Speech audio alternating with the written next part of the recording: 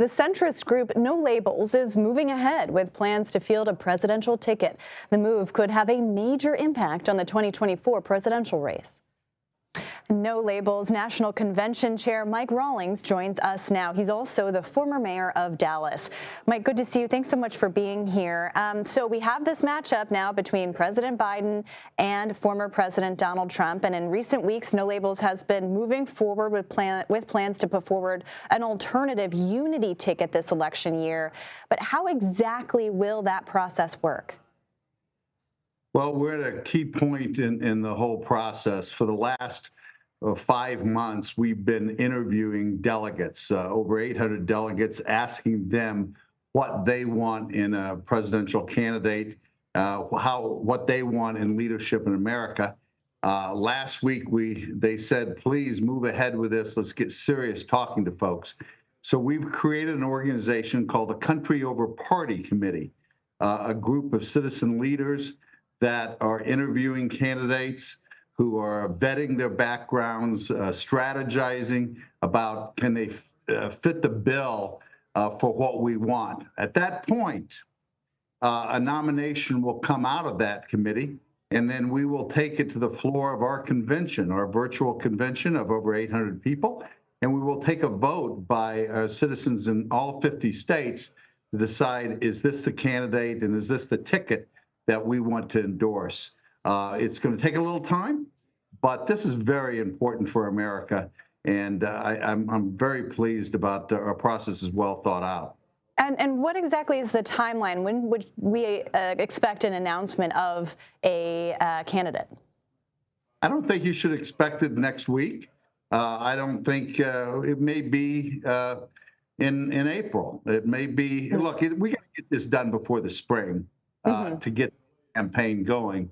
But time's not the critical issue here. It's making sure we have the right ticket to see a pathway for success to the White House. And looking at what that ticket would be like, you've had several candidates who have essentially said no, at least publicly.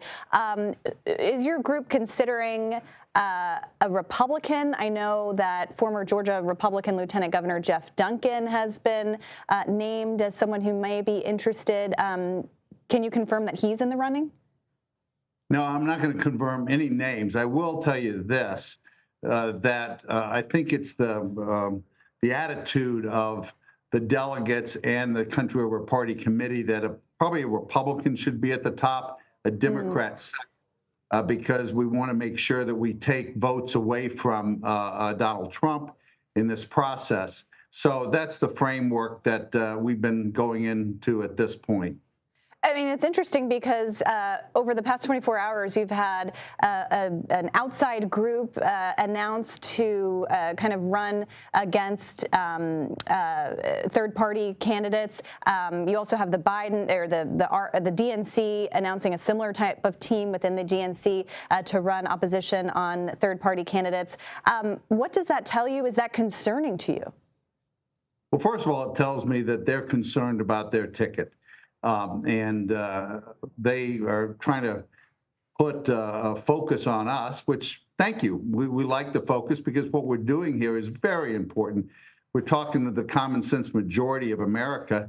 And one of the things is a lot of people don't know what we're doing. So the more focus, probably the better in that regards. Look, we didn't create the dilemma that's out there right now, where 70% of America wants neither candidate. And we've got approval ratings at an all-time low.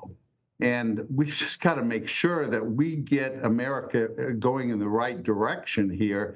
And we're going to do what is right in this democracy of the United States, and that is speak up, try to tell the story the best way we can. And if people like it, that's great. And what exactly is your goal here? Is your goal to win the presidency or just send a message? Because so far you're only on the ballot in 13 states. How would you, what is the plan to get on the ballot everywhere? Well, first of all, we're in it to win it, as we've said. We're not just trying to send a message. We are trying to make sure this movement stays alive in the future. We're very pleased that we're on those ballots.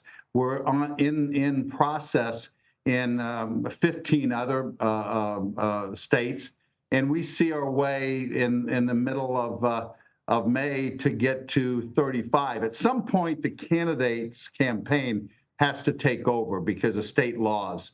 And so we've made progress. And I think it's important to know that Ross Perot, back in the day, was only getting signatures at this time. So we're well ahead of that process.